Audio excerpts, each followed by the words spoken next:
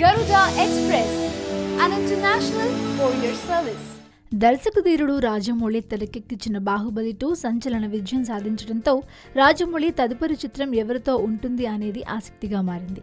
అయితే ఈగా 2 తీయనున్నారని ప్రచారం జరిగింది. ఆ తర్వాత ఈగా 2 కాదు, అల్లు అర్జున్తో సినిమా తీయనున్నారు అంటూ ప్రచారం జరిగింది. రాజమౌళిని అడిగితే మాత్రం ఎలాంటి గ్రాఫిక్స్ లేకుండా సినిమా చేయాలనుకుంటున్నాను అని చెప్పారు.